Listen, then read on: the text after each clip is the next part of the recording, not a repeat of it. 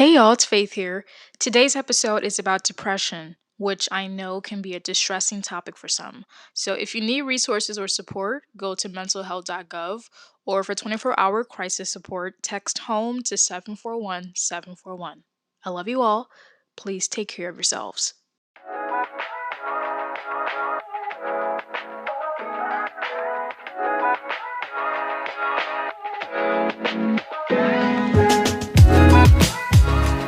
Hey guys, welcome back to Everything Grows. Today's episode is going to be a little interesting. It's going to be a bit slower paced, and that's because we're talking about depression, which is a serious topic, but one that's necessary to talk about.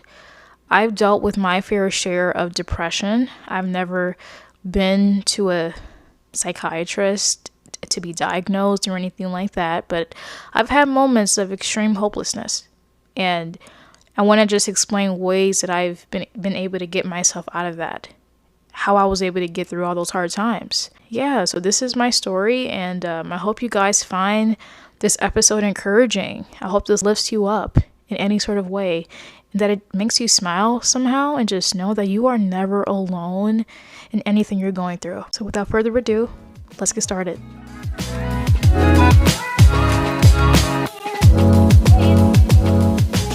Throughout my life, I've been asked, Faith, you have all these blessings, like God has blessed you so much. What is there to be depressed about? And that question would come from people that really don't understand how people feel. They don't understand humans have feelings, and they think, well, if people's lives seem nice to them, then there's no reason for them to be so sad, so down, and so hopeless. But there's a story behind everyone's smile. Everyone has something they're struggling with. Whether they choose to show you that or not, it is not your job to determine someone's happiness. So I grew up in New Orleans, and if you've listened to previous episodes, you know that, I grew up there and I moved here to Texas right after Hurricane Katrina. But my childhood in New Orleans was a very protected childhood, like I said. I felt like I didn't have anything to worry about because if there was danger nearby, I'd be shielded from it. I was sheltered, I was safe, I was loved. And, I think maybe that has something to do with why things have been so hard moving forward with adjusting to life and life's changes. But I moved here to Texas and I didn't struggle too much, to be honest. When you're a kid, I think all you want is to make friends. But the way you'd want to make friends is by people pleasing. And I used to ask myself this all the time, but I'd say, I wonder how long it's going to take for them to figure out how weird I am and how uncool I am. That's how low my self-esteem was throughout elementary school and really, throughout my whole life. It was, how long is it going to take for them to realize that they don't need me, that I am worthless? And I used to feel like that a lot. And I think the type of friends I had made sense too. Most of the friends I had were extroverts, and I love having friends as extroverts. They kind of adopt me into their extroverted life. But, you had other friends that really just took advantage of you, and it was very heartbreaking. And I don't understand why humans have this way of taking advantage of someone else's kindness. I don't get it, because if someone's kind, and I'm not talking about being nice, I'm talking about being kind. I feel like being nice, that's something that you kind of have to do as manners, common courtesy, but being kind to somebody goes so much deeper than that. And people do that from their heart. And the fact that people can take advantage of you for being kind to them is messed up. It really is. And, I was a very good child. I don't think I was a troublemaker at all. And I was very sensitive too, so I would feel things a lot deeper than the average person. And if someone were to tell me something really nasty, really mean, it hurt, like it cut deep. And I will hold on to a lot of things. I go home, I cry to my mom about it. And once I got to middle school, that's when I really struggled a lot, because people can be mean, and I didn't have a voice. I didn't know how to stand up for myself. I didn't know how to say no, and I just wanted people to like me. I felt like I couldn't understand that people cannot like you and you can still be kind to them. But I went through a lot of people pleasing and just struggling with why I was getting treated the way I was. So what I do is I fire back, and I get in trouble with teachers. They'd be like, "Can y'all stop arguing?" and all these other things. And by the time I hit high school, I think I was mellowing out a little bit. I had met new people, and my friends were kind of helping me through a lot. In case you guys didn't know, I am an empath. I tend to, feel people's struggles a lot. So they can tell me something at school, I would take it home. And my mama would be like, "What is wrong with you? What in the world is going on?" And I didn't understand or really know how serious that was, to take on people's baggage that is not your own. The fact that I was letting people dump all of their trauma on me in one sitting, that was a lot for me to process at 15, 16 years old.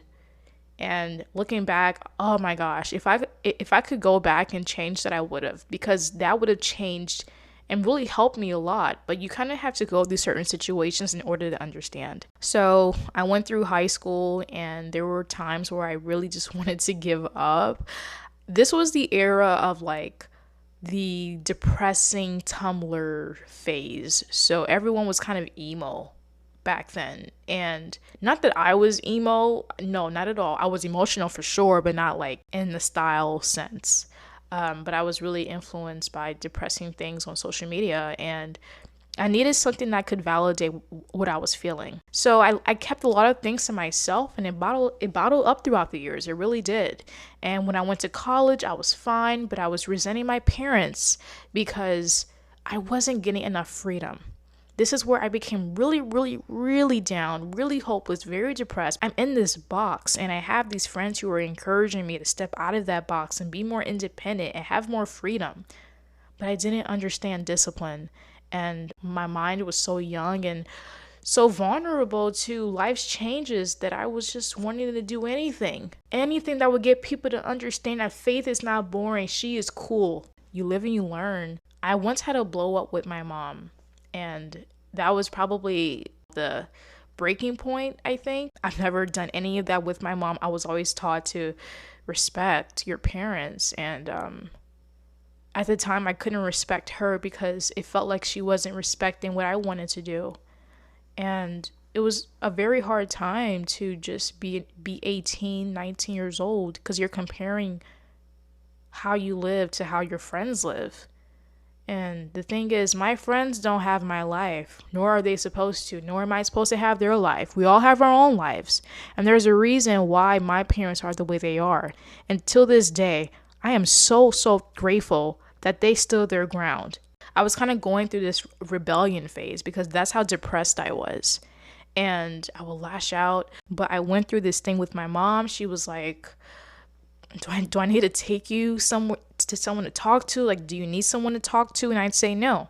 So my way of dealing with my issues was by locking myself in my room, lights off, under the covers, Netflix. That was it. I would isolate myself for days. Like, you wouldn't hear from Faith for like a good 2 months if it were like, that's really what it came down to. And it's really, really sad that I felt like I didn't have anyone to talk to. So I eventually got through that phase. I think I kind of grew up a little bit once I turned 20 years old, but I was going away to Texas State. So I went to a junior college my first 2 years, and I had transferred. So I went to Texas State University in 2018 to finish out my remaining 2 years. So my junior year, I actually adjusting kind of how I did when I first came to Texas. It was like deja vu, honestly. Imagine your 7-year-old self again walking into a school. You don't know anybody, the teachers, everything is so new. That's how it felt for me. And when I'm going through changes like that, it really messes with me because I don't know how to adjust. And it gives me anxiety, and I think that's also where social anxiety played a huge part in how I made friends, how I was able to just, do my schoolwork and go through presentations, class presentations, things like that. So I went through a lot of that. One of my cousins, she was there, she was very supportive. I wanted to be like her. She was very outgoing, she was very charismatic. It seemed like it was easy for her to talk to people. And for some reason, I felt like I couldn't, because there was something wrong with me, wasn't there? There was nothing wrong with me, but you know how your mind thinks. So that became a very hard thing for me to deal with, was that I couldn't make friends because I just couldn't talk to people. I didn't know how to talk to people. The struggles that I dealt with as a child, those would come back, because when you're in a new setting, you're going to really see that play out. I was asking myself, how long is this going to last? Them inviting me to certain things and wanting me to come to meetings, things like that. I couldn't accept the fact that people may actually like you as a human being and they may want you around. I couldn't understand that, because the way it was set up in my brain, people were really just doing me a favor by inviting me so I wouldn't, be left out. People care about you. And when you're so focused on the negative all the time, you'll never be able to see how much people actually adore you, how much they care about you and want you to do well. So, I couldn't see that. And, I'm glad that I see that now. But, at 20 years old, I couldn't understand. I couldn't see it. And I think my senior year was really when things came to like a boiling point. I know I say everything's come to a breaking point, a boiling point, but no, this really came to a boiling point. There were certain behaviors, things that I was involving myself in that you'd never think Faith would do these things, but I did. And it's not who I am. And for some, that's something that they do all the time. But for me, like, I don't do these things. But when you're so in your head, when you are so in your mind, trapped in your mind, in the negativity, all you can think is, how can I make myself feel normal again? There came a time where things were so hard for me that I kind of went overboard. And I won't say exactly what the specifics are. Just know it's about 2-3 a.m. in the morning. I'm screaming on the ground. And I can't remember, but my roommate, she comes downstairs and she brings me upstairs. She walks me up because I'm delusional. I'm literally I'm out of it completely. I've never shared that story, but that's what happened to me. And that was a result of not wanting to feel pain anymore. I don't wish that on anybody. I don't. And it traumatized me so much. And it woke me up. And I said, enough is enough. And the pandemic had just started, and I was able to go home and be away from that. And thank God I was, because the person who I was becoming as a result of my depression, as a result of just believing every negative thought in my mind, God really, he saved me. Absolutely, he did, because I could have been a completely different person now. So I'm happy that I was able to go home. I mean, I didn't know about post-grad depression. I didn't think it was real. But when your graduation gets canceled, gets postponed, when you really don't get a cap and gown, you start to feel really down about yourself. And I'm sure many of you who graduated between 2020 and 2021, you all have felt so much pain when it comes to graduating from college. Imagine all of these experiences being snatched from you. Luckily, I was able to finish off right when the pandemic came, but for many of you, you may have just had to go through it, Your senior year was not normal at all. There's just all these changes happening, and everyone's at home and everyone's isolated, and it feels horrible. And I was starting to feel the effects of pandemic isolation. I had never contracted COVID, horrible, but my mental health literally dropped. I don't know what happened to me, but I would cry every single night. I would make video diaries just talking about my feelings. I'd record voice memos just talking about what I'm going through. because I felt like I couldn't confide in my family, my friends, because maybe they had heard enough of it already, and maybe I'm supposed to be moving forward, being productive, all of these things, but I couldn't be productive. I couldn't do it. I was in pain, so much pain. So I eventually would overcome all of that one day. It took time, I just try to take things one day at a time. By the beginning of 2021, things were starting to get a little better. I was still dealing with depression and anxiety and all of these things. And mind you, I'm looking for a job around that time, so things are just really tough. I'm comparing myself to everybody, literally. Anybody who had a better life than me or seemingly had a better life than me, I would compare myself to. I'd ask God, like, why couldn't you give me an easier life? And, looking back, I can never ask God that again, because literally there are people who don't have a roof over their heads.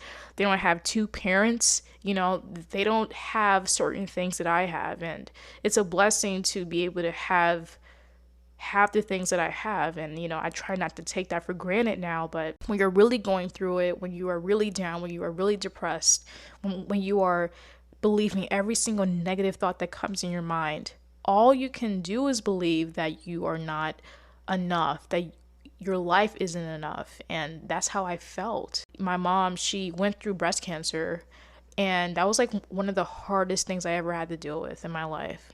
It was very hard. Had never seen her like that. So that was something else that I was having to struggle with. But I was praying and trusting God and just, praying that she remains healthy, which she did. She had a very successful journey with chemo, radiation, all of that. But that changed everything for me. And now, in 2022, I'm able to say that I'm better. I'm so much better. There have been many social media breaks that I've had, but it was necessary. And I'm still working at it, but also not putting too much pressure on myself to be this certain type of 20-something. That's sort of my story with depression. It's kind of everywhere. I'm just really thankful to be where I am today. It took a long time to get here. And I'm not saying that I don't struggle still, but I know that if I ever go through a hard time again, I'll bounce back. I always do.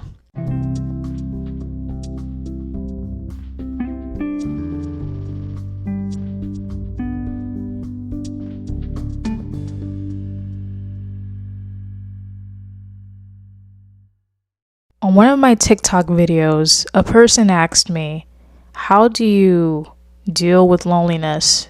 I thought to myself, okay, imagine this house. Imagine this house and think of all the things you love in this world, people, favorite memories, all of that, and combine that into your home. Put all of that in there. Picture your home being the center of your heart. So you have to create a home in your heart. And that's advice that I've kept with me, because it reminds me that there is goodness in this world and there are great people in this world.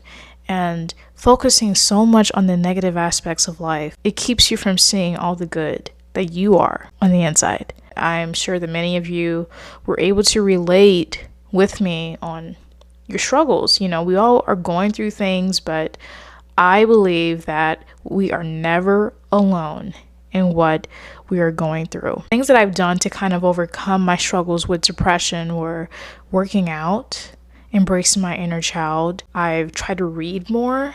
I'll try to take a break from social media. Social media can really cause you to compare yourself to others. I've taken the time to read my Bible, pray. I've tried doing everything that I know can keep me centered, keep me grounded, and keep me in the moment. And I encourage you all to, start paying attention to the people you surround yourself with. And pay attention to those that speak life into your life. Hey everyone, thank you so much for taking the time to tune into this week's episode of Everything Grows. Make sure to follow Everything Grows on Instagram at Everything Grows Podcast to keep up with me, or you can follow me on my personal page at Faith P. Marie. I love you all. Always remember, everything grows in its own time.